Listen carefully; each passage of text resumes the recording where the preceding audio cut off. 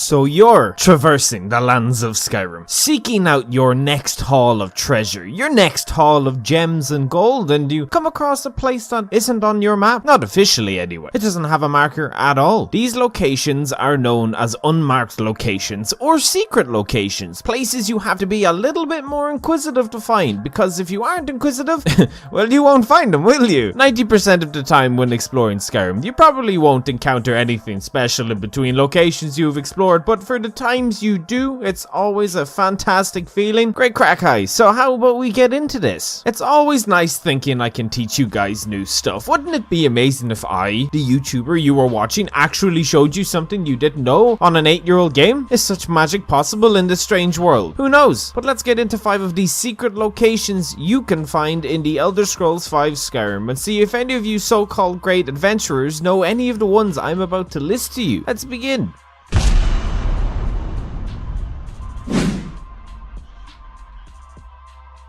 First up, we have the greatest boat to ever set sail on the 10 seas, or in this case, Skyrim's quite small ocean that does actually end at some point, and you would fall off it if not for the invisible barriers to make you stop. Yeah, the Barnacle Boat. The very mention of its grisly existence puts the fear of Telos in all, except me. Ooh, spoopy. But seriously, this is an actual secret location in Skyrim that you are going to go to now. You hear me? You can find the Barnacle Boat southeast of the wreck of the Brine Hammer along the shore of the Sea of Ghosts, an ocean that separates the men from the boys, the chess players from the checkers players, the fruit from the veg. It's an upside down boat home to some rampant mud crabs who do crab things, and it's covered in, you never would have guessed it, barnacles. Woo! Or more specifically, Nordic barnacle clusters. You can also find a dude under it. Look at this dude, all bony and stuff. Imagine unironically dying to mud crabs. Not me, I'm too smart for these godlike creatures, but you can find a couple of things with this lovely unusable boat that you can't use. Some Alto wine, that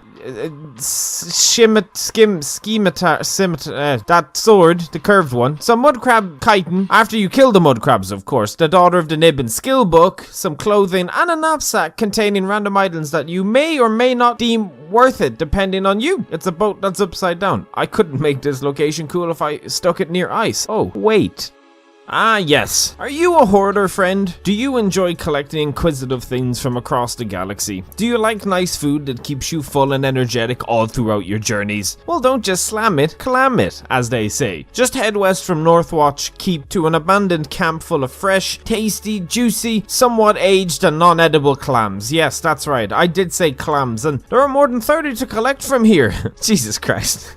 Look around the campsite and the rocks to empty them all for some fresh clam meat that you will eat and not feel sick after eating. You can also collect some more tapenella and nernroot in the local area too. 3 for 1 going right here. The gourmet never had a better flow of ingredients coming in than when he headed down to Clam Digger's camp. You also get a complimentary cooking spit and bedroll for your own personal use. What else could you possibly want from here? So head on over to your inevitable food poisoning location today to start your fresh experience as the man with the clams. Terms and conditions do apply, but we can sort that all out after you've sold your soul.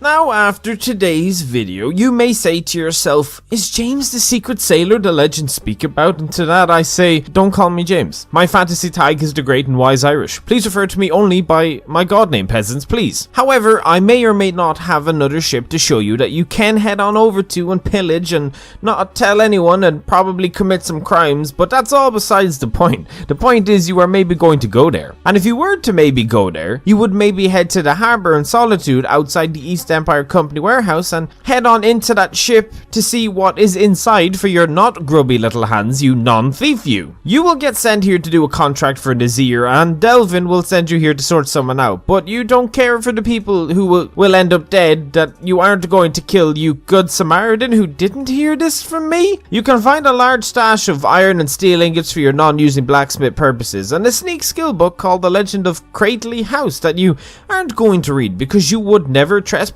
on forbidden turf. This ship is called the Red Wave, and what I'm assuming is a neat little Easter egg from Bethesda is the enchanted cutlass in Oblivion that is also named Red Wave. However, this just may be coincidental. I wouldn't be surprised.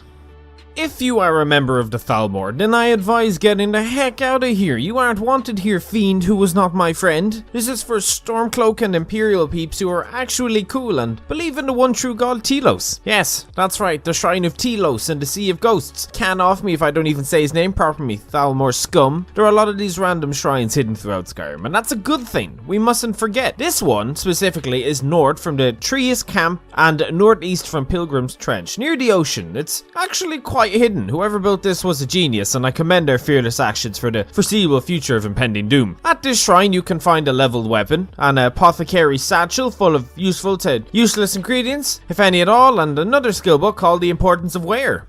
These locations all seem to have skill books, strangely. I feel like someone just went around yeeting skill books around the places and naming them for the crack, but that's all that is useful here. What? Did you expect the Shrine of Telos to be actually worth going to and finding? Oh, that's right. I lied. I'm actually with the Thalmor. I've caught you red-handed now, you Talos worshipping thief. Damn it, my yeek. For our last location, some of you may know of it, but believe it or not, there is a ridiculous amount of people who don't know of its existence. The location is known as the Chill, and it's the prison of Winterhold. I know, right? I've never been arrested in Winterhold. I don't think there's actually enough to do in Winterhold to be arrested. But it's a really cool place, way far out from Winterhold's actual location, situated on the ice fields looking to the sea. Inside are some locked cages, guarded by Frost Atronax. They sometimes team up with the Horkers to take out any unsuspected dragonborn waiting for their more impending doom. This list features a lot of impending doom that you cannot avoid. There's actually a bit of loot to gather at and around this place. There are frost salts from the Atronax bodies to loot, 2 gold ore veins above the cave entrance, 3 iron ore veins just a bit north of the cave. There's a corundum ore vein a short distance north of the cave entrance, another iron ore vein south from the prison, a silver ore vein east past the Chill, another silver ore vein on the shore at the base of the cliff, and one more orichalcum ore vein near an iceberg close to the prison. There's a metric ton of ore to loot from here, so bring your Minecraft tools and get to work. Those daggers aren't going to make themselves, you know.